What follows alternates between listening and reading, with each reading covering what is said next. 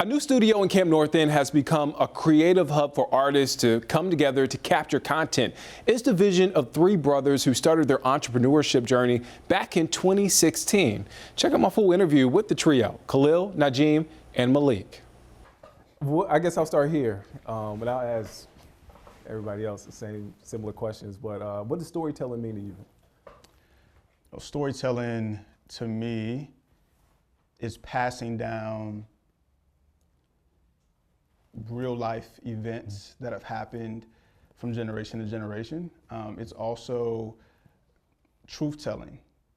It is being able to document what's literally happening or what's not happening, and maybe it's just an idea that someone has had, and there's a story that needs to be told of that particular idea and notion. I think storytelling is communication. It's a way that connects us all through like who we are and our experiences as individuals. So I think it's really important. I think we do a lot. We storytell more than we realize on a day-to-day basis. The way we express ourselves, the way we communicate, the music that we listen to, the videos and movies that we consume. I mean, all of that is storytelling. When did it click for you? At what age? Or was there something in particular that clicked when it came to like this being your passion, not just like your career where you make money off of? So for me, I've always been optimistically pragmatic, right? For me, that means I'm a visionary and I like to solve these really like high level, complex world problems, but I still have to boil that down into practical ways in order to accomplish those complex problems. And so for me, the problem that I realized within our family is that we needed a means of liberation through financial means. And I felt like the solution was to start a business, quite frankly. So storytelling and building a business that really provides that solution to the marketplace was really me identifying the talents that we have as people, right? So me and my brothers. And from there, once I realized that we all really had a talent in cinematography for Maleek, or photography with Najm, and the way he chooses garments and styles those garments, to how I'm able to build relationships and communicate with people. I think all of that amalgamated into this opportunity for us to build something that we can own and then provide services to the marketplace in form of video production. Did you think, because I think you mentioned your dad wouldn't have imagined that you three would be in business together. Did you know, or when did you know that y'all would be in business? I think, our father and mother were still are really creative. So we grew up in a creative household. Our mother is from Suriname. She went over to Holland when she was a teenager and then came over to Brooklyn in her early 20s, and then met our father. Our father is from Brooklyn through and through. His family are from the West Indies, so they're Bajan, and they're really proud people, as you know, in Brooklyn, sons and daughters of immigrants, right? We come with a lot of pride and honor in who we are as people. And so I believe that our parents always knew that we were destined for greatness. I don't know if we exactly knew what that was going to turn into, but in a lot of ways, like, I think we all knew that we had something special with us from like a very young age. What year did y'all start the business? We started the business in 2016. Wow. Yeah, so it's 9 years this year. That's crazy to think. 2016 was 9 years ago. 2016. That's crazy. Yeah. It's kind of crazy to think, like, I've done stories on small businesses, and some of it is, I went to school, I got educated, and some of the stuff is like, I went to YouTube University, and that's how I got all my skills, and that's how I make a living for myself. For you and your brothers, what was it? Did y'all go to school to learn this? Is it something that you kind of self-taught? For me, I've always been an entrepreneur ever since I was young. And again, like my inspiration was realizing that there was some financial strain in the household at a really early age. And so that motivated me to go out and make a dollar. And I worked a lot of different odd jobs. When I was in middle school, I would go up to New York and work at my uncle's apartment complex where he was a superintendent, and sweep floors, mop them, wax them, mow the lawn. We would go on the weekends to the golf course and I would caddy. So I always had that hustler spirit from a really early age. And when I realized that I had that opportunity to like make money for myself, like that's what motivated me to continue to figure things out for myself. It wasn't until like later on when I started, being able to work at a movie theater or throw parties in high school or sell candy or whatever it is that I was doing, that I realized that I had a gift for it. And I think that really just motivated me to be a self-sustaining individual, at a really young age. And then once I realized, all of our talents, I wanted to, as the oldest, wanted to be able to kind of create a structure for us that we would be able to benefit from. So yeah, I hope that answered your question. Yeah, I was about to ask if you're the oldest, but you answered that question. Yeah. As the oldest, do you carry that weight of keeping it together? Not saying that it's falling apart, but do you have that weight? Yeah, I think naturally. Yeah, naturally being the oldest and then being, a leader of our organization, there's a lot of weight that I carry on my shoulders, but I'm built for it. So I don't look at it as a burden. I just look at it as my calling more so than anything. What's your role? What would you say the role is between yourself and your other brothers? So within the company, I serve as the executive producer and co-founder, CEO, but I'm also the janitor. I mean, we all, wear different hats and we have to just get in where we fit in. I don't believe there's a role that's too small or too big for us, right? There's no little I's and no big U's, within our organization. So, I'm really responsible for keeping everything together, making sure the bills are paid, going out, doing business development, closing the deals, things of that nature. Operationally, I manage our team, kind of front of the house to back of the house as well. And Maleek, he is our lead cinematographer, so he's head of production. So anything that we do, it goes through his, revision first before it gets out to the world, to our clients or what have you. And then Najm is our brand marketing manager. So how we show up online, to our website, to our social media, he's really responsible for those branding aspects of our company. And he's also been helping a lot with business development. You'll talk to Najm a little later, but he has done a great job of building up his personal brand. And he does a lot of branded content for different companies around men's lifestyle. So it could be clothing, it could be a variety of different topics, but he's been doing that for quite some time now. And so he helps us and leverages his relationships to allow us to get opportunities as well. I asked you, when did you identify that within yourself, your skills, but when did you look at your brothers and say, okay, I see that. I see the vision. Yeah, I think really early on, like we were always into performing arts. So growing up, when we learned how to walk, we learned how to skate. We also were into martial arts through our father. So he studied Tai Chi, Kung Fu, and we did the same. And then dance obviously was really big in our household. Our father used to dance. He was an inline skater up in New York. He was in movies as like a stunt double. And so we grew up watching him perform. And so naturally we grew up, wanting to break dance and, pop lock and, all of those things, when Usher was 8701 and Chris Brown was coming out and Crump was a big thing, right? Like those cultural aspects really influenced us and allowed us to express ourselves through movement at a really early age.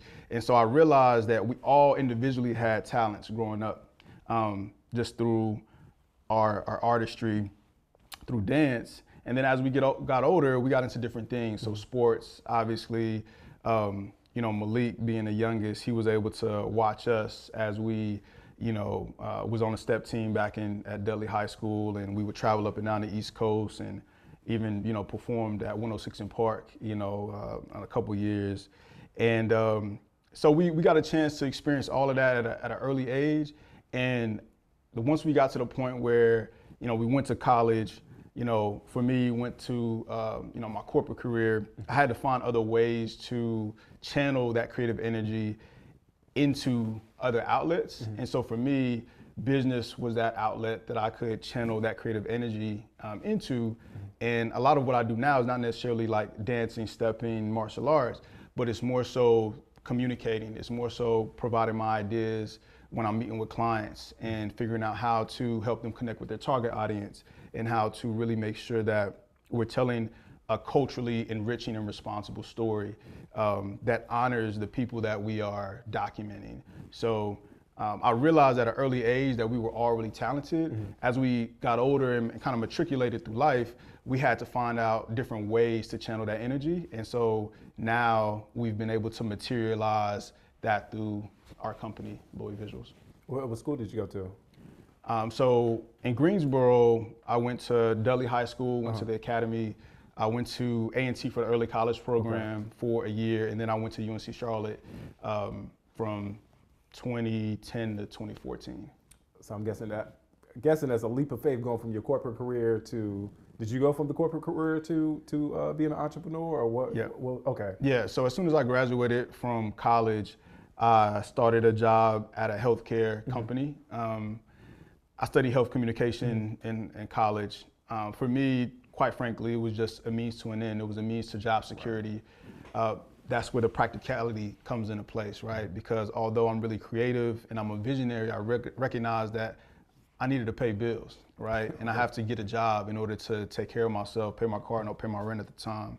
And so, when I graduated at the end of 2014, I started a job at the top of 2015, and I worked as a data analyst for around 3 years, essentially. So I worked as a data analyst, did product support for a few of the tools that my company at the time managed.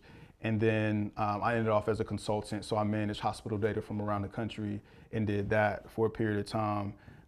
So I spent 3 years in corporate. Yeah.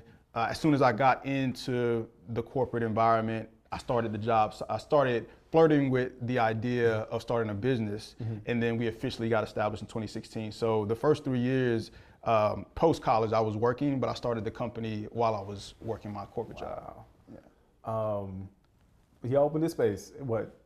It's funny to say like last summer, but basically last summer, right? Yep. Well, was that always the goal to open a brick and mortar, or? Yes.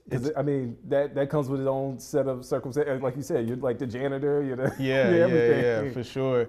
It was always a dream of ours to have our own space. I think space for creative people are so important because we need room to express ourselves without any limitations. And so as we started growing and scaling our firm, we started bringing on more people. Expenses started increasing, month over month. We recognized that we needed more space to create. And so we started working out of co-working spaces here in the city.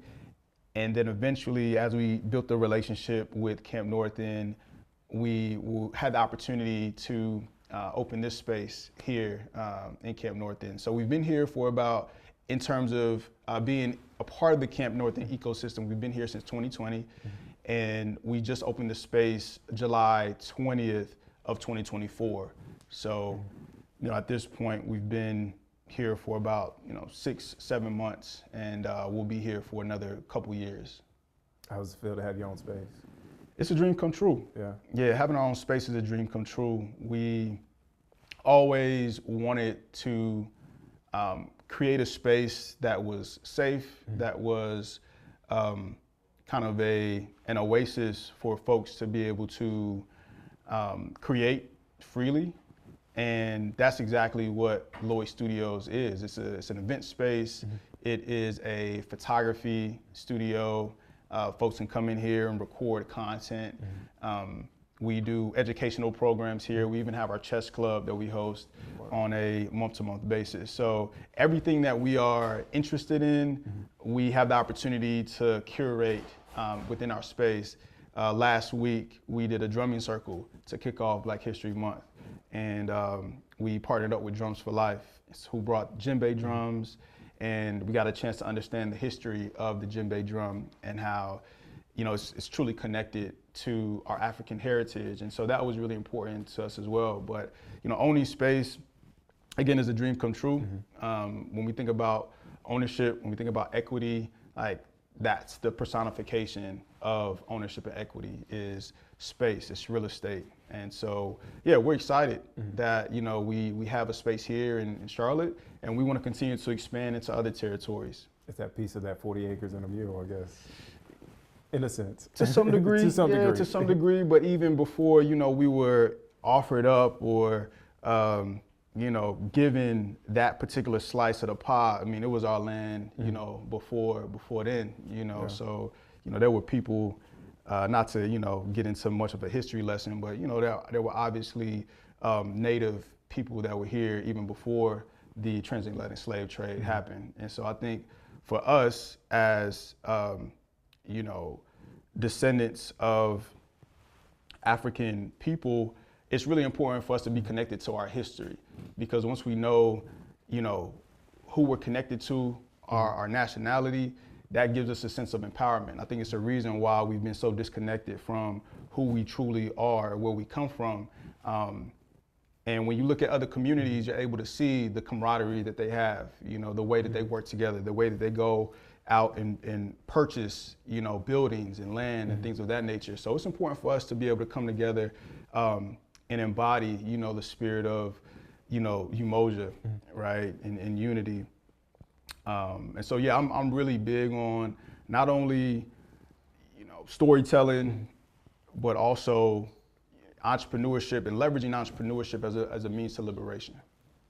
I do want to ask you, you said Black 365, right? Yes. That's the campaign. Yeah. I guess when did the campaign start? Or that's all? It's such a weird question to ask, because I feel like it's something that's just always on our minds, right, as Black people, right? Yeah. But I guess, for lack of a better question, when did this campaign start? Yeah, so Black 365 was, I'll start over. Black 365 is a campaign that honors Black history, African history, 365 days of the year, right? To some degree, we feel like we've, you know, been subjugated to 1 month, but truly, Black culture should be celebrated all the time, quite frankly, because we control what's cool, right? What music we're listening to, the latest movies that are out there. I mean, our influence has no boundaries. And so for us, we just wanted to, you know, kind of put a stake in the ground and put out a message to the community in our own way that, you know, Black history is everyday history, right? And we should be celebrating it 365 days of the year. My last question. It's a cliche question. I ask all the time. You're going to be here at least for the next couple of years in this space. What's next? You know, the sky's just a view, quite frankly. You know, we have a lot of great projects that we've been working on, and I'm really excited to share them with the world. There's a documentary coming out in a couple of weeks that everybody can be on the lookout for that honors, you know, one of the greatest, you know, human beings of our time. So I won't talk too much about that, but we got a documentary coming out that I'm really excited to share. Outside of that, you know, we got a lot of programming happening here at the studio. So from our chess clubs to our Blueprint series workshop, where I lead a workshop and invite other creative entrepreneurs to come in, learn about business finance, learn about goal setting, you know, HR, legal, all of the foundations of what it takes to run a business. We've been offering educational programming right here at the studio as well. You know, outside of that, anybody that wants to come and rent this space, you're happy to do so. We have all types of activities that are happening. But I think in general, just stay locked in with us. We're going to continue to kick out really great work at the highest quality. And yeah, we're just happy to be here. You know, we're happy to have the opportunity to express ourselves. I think Charlotte is a wonderful city for us to continue to grow and scale our company. So we're just grateful for the opportunity to do that.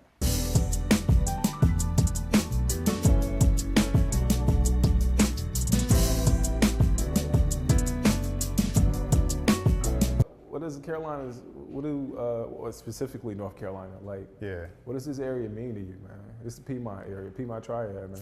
Yeah, Piedmont Triad, I mean, that's home, you know? When I think of Greensboro, where we grew up at, small college town, family town, it was funny, I was just having this conversation with one of my creative friends earlier, and I was telling him how I appreciate growing up in Greensboro, because in a small town, you really have to find your creativity.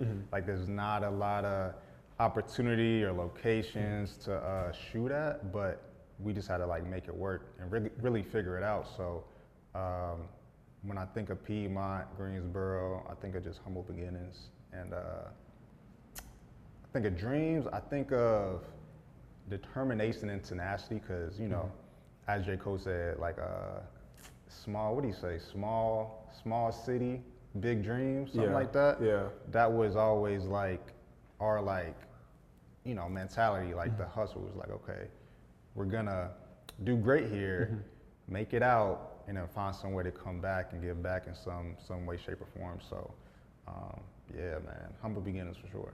How did that influence your creativity in Greensboro? It gave me the battery to figure things out on my own, you know, just because we didn't have like the resources to just readily available for us. So it led me to cultivate community within the college I went to. I went to UNCG, so just linking up with other creatives there. And, you know, if I'm focused on photography, I know somebody else is focused on art direction or fashion. So it was easy to get inspired by things that they do and just come together and work on different projects. So yeah, it really bred my creativity now, you know, and it's why I love what I'm doing, and I have a passion for it, and I always strive to do more and better. Word. So yeah. How do your brothers, Maleek and Khaleel, how do they like inspire you? Because like y'all are a trio, man. This is y'all business. This is y'all baby. Yeah. Man, they inspire me every day. It's something that I look back on, and I try not to take it for granted, because they are both just so extremely talented in what they do, skillful, and it's like they're like Maleek. Like, this wouldn't be possible without my younger brother Maleek, because he's the cinematographer. And I used to, like, back when I was in college, I used to hit him up and be like, yo, let's take some photos, let's try this, and he would always be down. But he's really the, I would say, the heart of Loyd Visuals. And Khaleel, man, he just puts it all together. He makes the connections, and he's a people person. So you saw, like, he be talking for like hours, but it's good, you know. But because we need that in our family and in our business, it's like we each bring something different to the puzzle, so that makes it that much greater. So yeah, they inspire me every day. Like yeah. He comes off as an older brother. I mean, he is an older brother, but he has that older brother bravado. Khaleel. 2016. So 2016 is when the business started. How did that start? Like, how were you approached by it? I'm sure y'all talk every day, obviously. But like, were you like, all right, let's do it? Yeah. So 2016. That's the year I graduated college. Okay. And where did you graduate from? I went to the University of North Carolina, Greensboro. Okay. Graduated from UNCG 2016. And I was en route to go the corporate route. I worked at Urban Outfitters as a stylist for maybe 4 years, but during that time, I was still working with the business as well. So yeah, he came, like, me and Maleek were already working together on like projects, but he really saw the talent in Maleek and me, and he was like, you know, there's a need in the community for this, to produce work by people that like look like us, you know? Right. So I feel like it was always something that we wanted to do. We just didn't know how, the when. But yeah, he really just was like, yo, let's try it. And we started off doing weddings, small shoots, small college shoots. And then it just grown. Every year just got bigger and bigger to where we were able to make big connections with, you know, brands such as Airbnb, BBC, to now it's like DTLR, ESPN, Disney. It's amazing. But just 2016, so that was And it seems so long. I mean, 9 years ago? Yeah, 9 years ago, man. Yeah, I feel old saying it, but yeah, all of those, like each year was definitely, it was a stepping stone, you know? It had to be that for us to get to where we are now. But yeah, did I answer the question? Yeah. Okay. No. I mean, I'm in this space. This is a beautiful space. To have this up and running, you've been here, what, 7 months at this point? How does that feel, man?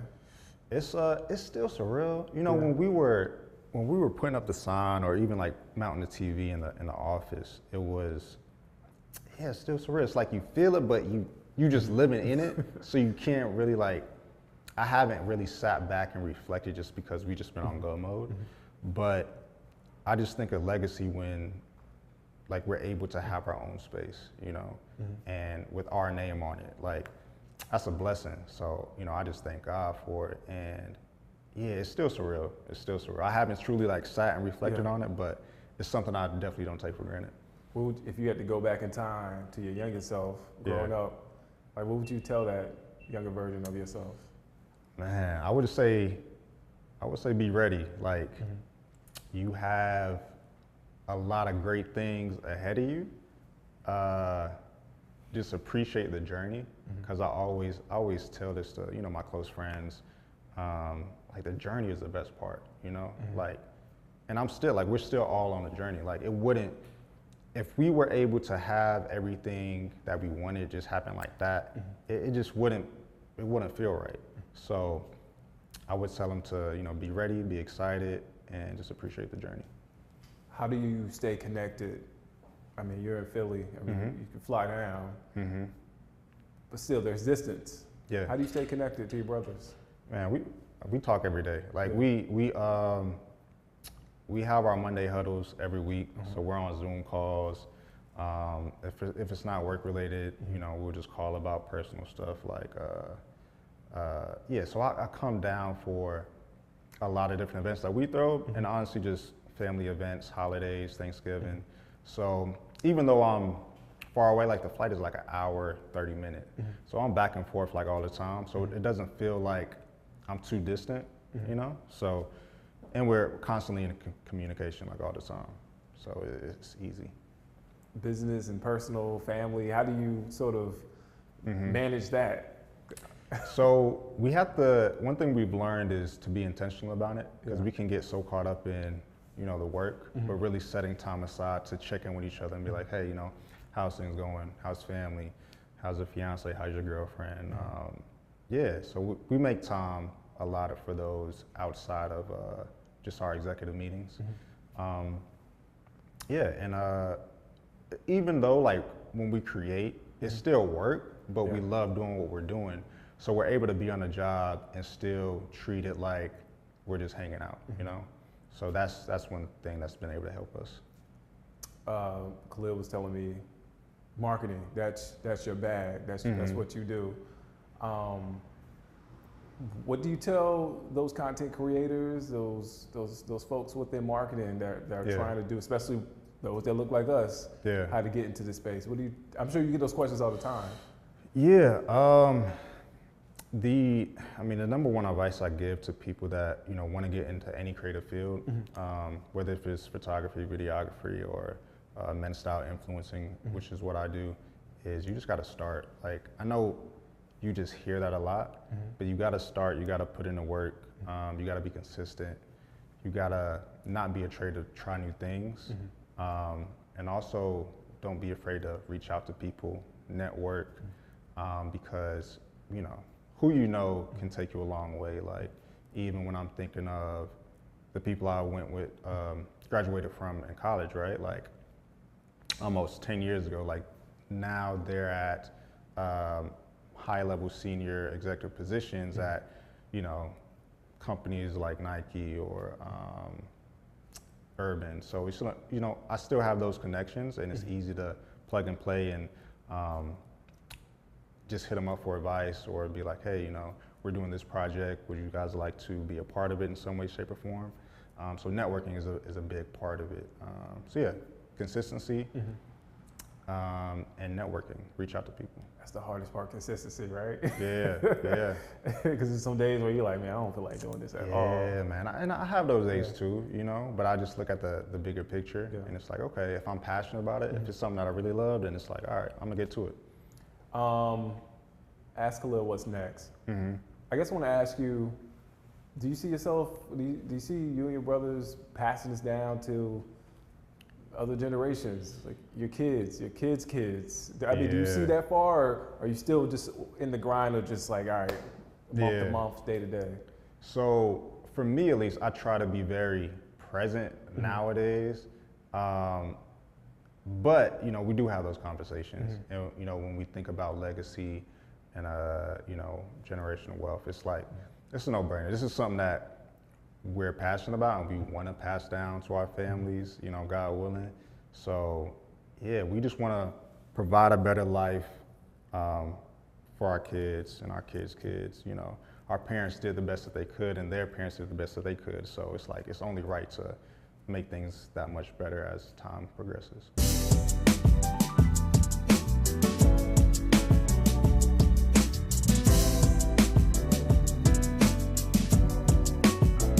You being a little brother. I'm a little brother of my family. I'm the baby by a mile in my family. What is that dynamic like?